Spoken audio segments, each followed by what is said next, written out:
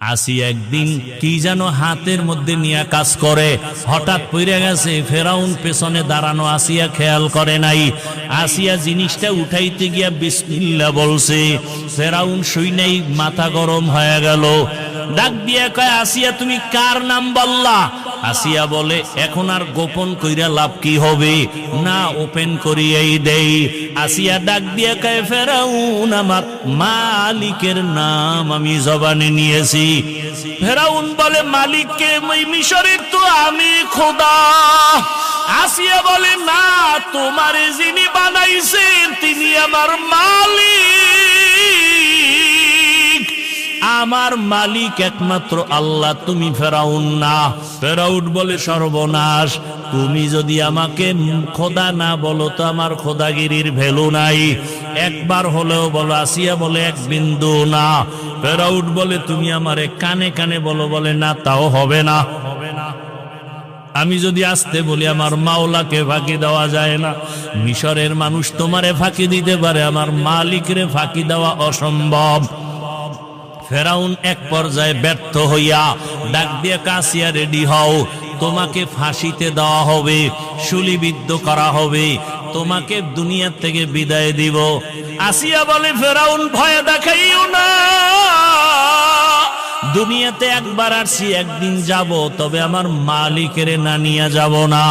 আমার অন্তরে যে মালিকের মহাব্বত,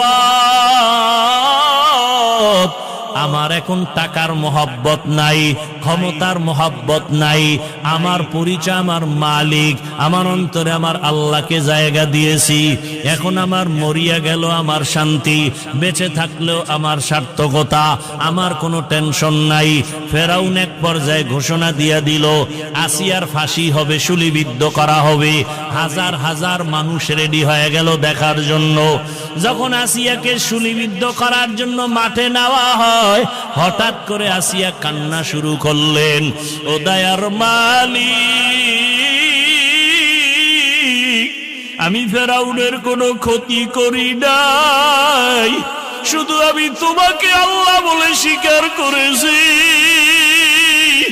তোমারে সেজদা দিয়েছি, আর কিছুই না।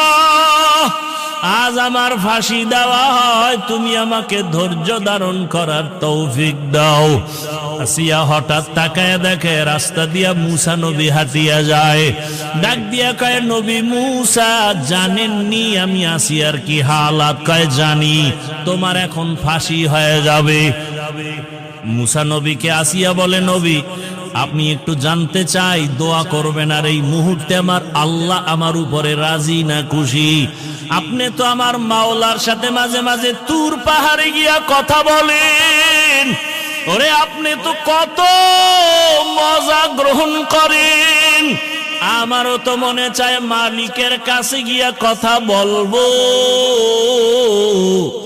আমি তো সেই রাস্তা খুঁজতেছি। বলে, মরণের পর্দা ভেদ করিয়া যাও, মালিকের সাথে মোলাকাত হয়ে যাবে। মুসা নবীর কাছে দোয়া চাইলেন আর জানতে চাইলেন আল্লাহ আমার উপরে বেজার না খুশি? মুসা নবী বললেন, হ্যাঁ আসিয়া, তোমার উপরে আমার মাওলা এখন অনেক খুশি। আসিয়া কথা শুই না আসমানের দিকে তাকাইয়া একটা চিৎকার দিয়া বলে, কালাত রব্বি বিনিলি ইনদাকা বাইতান ফিল জান্নাহ।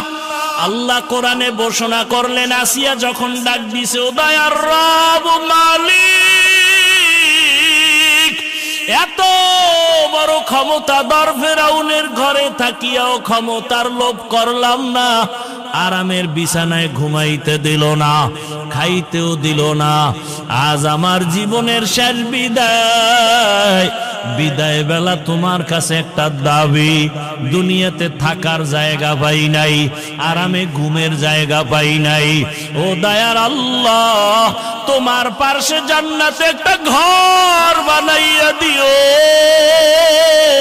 তোমার পার্শ্বেই যেন আমি জান্নাতে একটু থাইকা আরাম করতে পারি। আসিয়া এই দোয়াটা কইরা ফাঁসির মঞ্চে যায়, কান্না বন্ধ করে এবার হাসতেছে। ফেরাউন কয়, বিপদের সময় কান্না বন্ধ, হাসো কেন? আসিয়া ডাক দিয়া কয়, ফেরাউন, আমি যা দেখি তুমি তা দেখো না। আল্লাহ আমার অন্তর চক্ষু খুলে দিয়েছে। আমি তাকাইয়া দেখি ওই জান্নাতে আমার ঘর, ওই ঘর আমি এখন নিজে চেহারাটা দেখতেছি। আসমানের বিরুদ্ধে লক্ষ লক্ষ ফেরেশতারা আমাকে নেওয়ার জন্য অপেক্ষা করে, আমাকে জান্নাতে নিয়ে যাবে। এই খুশিতে আমি হাসতেছি, তুমি বুঝবা না।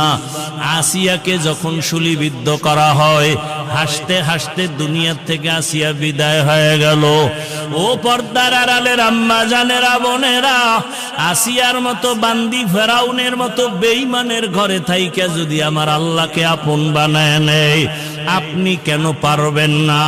দুনিয়া দুনিয়া কইরা কই সাদা কাফন ছাড়া তো কবরে কিছুই নেওয়া যাবে না। এখনো সময় আছে, তওবা করেন, আল্লাহকে ডাকেন আর বলেন, হে মালিক, জীবনে তো কম বেপরদায় চলি নাই, আর বেপরদায় চলবো না, নামাজ ছাড়বো না, মোবাইলে সময় নষ্ট করব না, স্বামীর মাল খেয়ানত করব না, স্বামীর মাল হেফাজত করব, নামাজ পড়ব, সন্তানগুলোকে আদর্শওয়ালা বানানোর মেহনত করব। এখন যদি তওবা করে নেন, দরজা খুলিয়া যাবে। ও আমার কলিজার যুবক বাবারা, কয়দিন আর দুনিয়ায় যৌবনের বাহাদুরি করবা?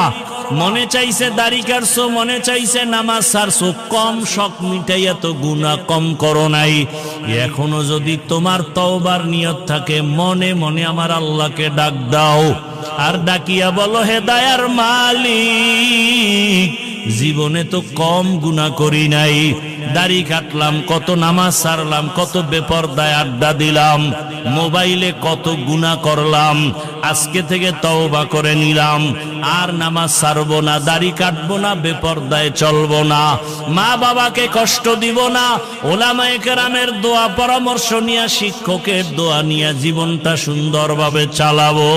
ওই মা বাবার দোয়া ছাড়া তোমার জীবনের দরজা খুলবে না রে বাবা। আজকে যার মা নাই, তার কাছে গিয়া দেখো মা কত ধন। যার বাবা নাই, তার কলিজাটা ফেটে যায়। ঈদের দিন সবাই ঈদের নামাজ পড়িয়া বাড়ি আনন্দ করে দৌড়ায়, আর এক যুবক কবরের কিনারায় দাঁড়ায় কান্না করে। ও যুবক, ঈদের দিন কাঁদো কেন? যুবক বলে, গত ঈদগাহে আমার আব্বাকে পাশে নিয়ে নামাজ আদায় করেছিলাম, আমার মা আমার জন্য দোয়া করেছিলেন।